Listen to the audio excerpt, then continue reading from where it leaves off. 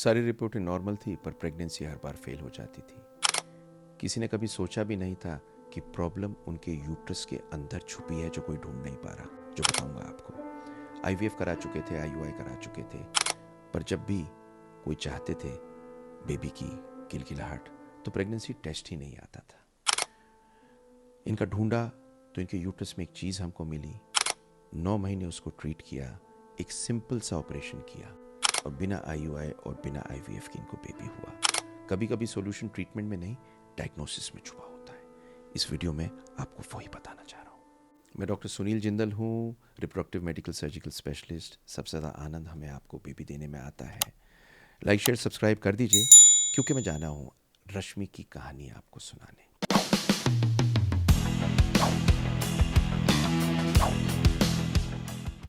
रश्मि एक शादीशुदा महिला, जिनकी शादी को 5.5 साल हो चुके थे। सब रिपोर्ट्स नॉर्मल इनकी आती थी। उसमें ये आईवीएफ भी कराया था, बेबी नहीं हुआ था। मेरे पास में आके इन्होंने 2 शब्द बोले थे, डॉक्टर साहब सब ठीक है, फिर प्रॉब्लम क्या है। हर महीने का नेगेटिव रिजल्ट, हर बार दिल टूटता, हर बार उम्मीद टूटती, और अब तो पड़ोसी भी कुछ कहने लगे थे, तुम माँ नहीं बन सकती, गोद ले लो। इस दर्द में थी। आने के बाद में इनको सबसे पहले हमने एक चीज़ कही कि देखिए, जो अनएक्सप्लेन्ड इनफर्टिलिटी वाले पेशेंट्स होते हैं, उनको इन्वेस्टिगेट करना ज़रूरी होता है। इन्वेस्टिगेट करना इसलिए ज़रूरी होता है क्योंकि इन्वेस्टिगेशन ही हमें गहराई में बताएगी कि शायद कोई छुपी हुई बीमारी हो, छोटी सी, जो अगर हम ठीक कर दें तो बेबी हो जाए। कभी कभी सामने पड़ी हुई चाबी नज़र नहीं आती, लेकिन जब मिल जाती है तो दरवाज़ा 1 मिनट में खुल जाता है। तो हमने क्या प्लान किया, मैं आपको बताता हूँ 1 to 1, and let us go on to the medical diagnosis. Patient की ट्यूब ब्लॉक थी और हमारे पास आए विद पॉलीसिस्टिक ओवरीज डिजीज। फिर हमने डिसाइड किया कि लैप्रोस्कोपी से हम इनकी ट्यूब्स खोल सकते हैं। हमने ड्रिलिंग भी साथ की और पॉलिप भी निकाला। तो किसी किसी पेशेंट पे ये डिसीजन लेना पड़ता है कि अगर ये ट्यूब्स खुल जाती हैं लैप्रोस्कोपी से, तो पेशेंट को बिना आईवीएफ के भी प्रेगनेंसी हो सकती है। स्कोपी कानपुर में हुई थी, जिसमें सब कुछ नॉर्मल इन्हें बताया हुआ था। ये हमारे पास जब आई तो हमने प्लान किया कि पूरी की पूरी चीज़ को देखते हैं। हमने इनकी हार्मोनल प्रोफाइल की। हार्मोनल प्रोफाइल करने के साथ साथ हमने प्लान किया इनकी हार्मोनल प्रोफाइल्स के साथ में कुछ ट्यूबरकुलोसिस के ब्लड के टेस्ट कराए। उन्होंने ये दर्शाया कि शायद इनमें ट्यूबरकुलोसिस हो। जब हमें लगा कि शायद इनमें ट्यूबरकुलोसिस होगी, तो हमने इनकी लेप्रोस्कोपी, हिस्ट्रोस्कोपी की। लेप्रोस्कोपी में हमने इनके डायलेटेड ट्यूब्स पाए और फिम्ब्रियल ब्लॉक पाए। फिम्ब्रियल मतलब जो ट्यूब होती है उसका मुंह जब ब्लॉक्ड होता है। यूट्रस के अंदर जब हमने हिस्ट्रोस्कोपी की और हमने बायोप्सी ली और पिक्चर आंखों से देखी, तो एक टीबी के इन्फेक्शन की झांक मिल रही थी। टेस्ट में ट्यूबरकुलोसिस आया। ट्यूबरकुलोसिस आने के बाद में हमने इनका ट्रीटमेंट प्लान किया। इनके हस्बैंड्स के काउंट बिल्कुल नॉर्मल था, पर ऑप्टिमाइज करने के लिए 3 काम हमें करने ज़रूरी थे: इनकी डाइट, इनकी लाइफस्टाइल और इनके सप्लीमेंट्स। ये तीनों चीज़ें हमने हस्बैंड वाइफ के शुरू की, क्योंकि 5% भी अगर बेहतर होता है तो ये बहुत बड़ी परसेंटेज है इसे आगे ले जाने के लिए। और ये पूरी की पूरी जो ट्रीटमेंट प्लान है, मैं आपके लिए भी लेके आया हूँ। आप फर्टिलिटी पावर बूस्ट को ले सकते हैं, लिंक यहाँ है, और लिंक के साथ में मैंने QR कोड भी दे दिया है। मैं चाहता हूँ आपके बेबी हो, इसीलिए अपनी प्लान आपके लिए ला रहा हूँ बेबी 50 के साथ।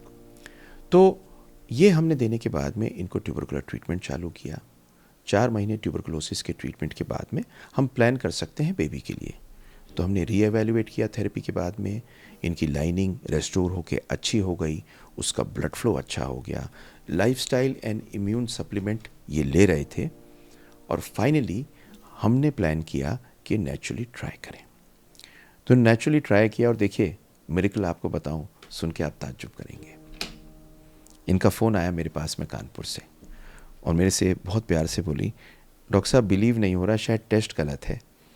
2 लाइन आ गई हैं। बीटा HCG कराया, पॉजिटिव थी।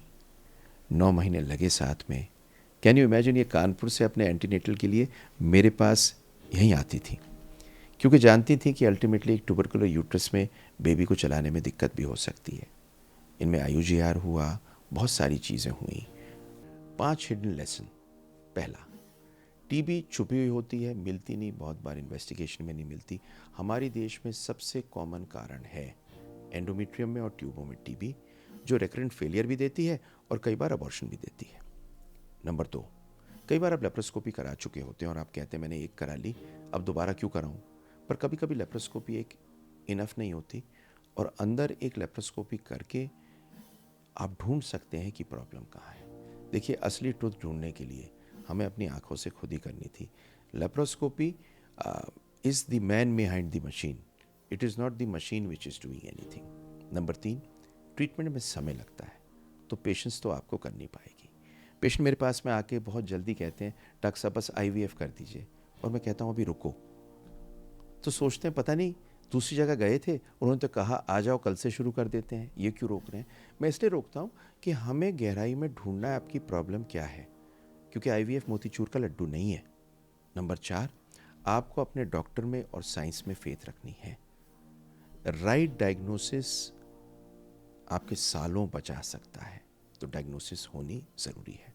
और 5वीं चीज़, यूट्रस में एक मिट्टी होती है, ये ज़मीन तैयार करनी ज़रूरी है, तभी उसमें वो बीज उगेगा। ये 5 चीज़ों को गौर से देख लीजिए। मैं चाहता हूँ आपकी हेल्प करना और मैं चाहता हूँ आपके बेबी हो, और इसीलिए तो यहाँ पर ये फ्री कंटेंट दे रहा हूँ आपको। पर मैं आपको हेल्प कर सकता हूँ अगर आप चाहें तो। आपकी तमन्ना हो तो आप ऑनलाइन एंड ऑफलाइन मुझे कांटेक्ट कर सकते हैं इस नंबर पर। और आखिरी चीज़ जो आप लोगों से कहना चाहूँगा, आप सोचते हैं कि शायद शरीर में कोई गलती है, पर वो शरीर में नहीं होती, कोई छोटी मोटी प्रॉब्लम होती है जो सॉल्व करने से बेबी होती है। डॉक्टर अंशु ने ये ढूंढा और एक नई ज़िंदगी दी। आज ये ज़िंदगी एक टेस्टमेंट है इस बात के कि आपके भी बेबी होगा। मैं चाहता हूँ आपके बेबी हो। लाइक, शेयर, सब्सक्राइब कर दीजिए।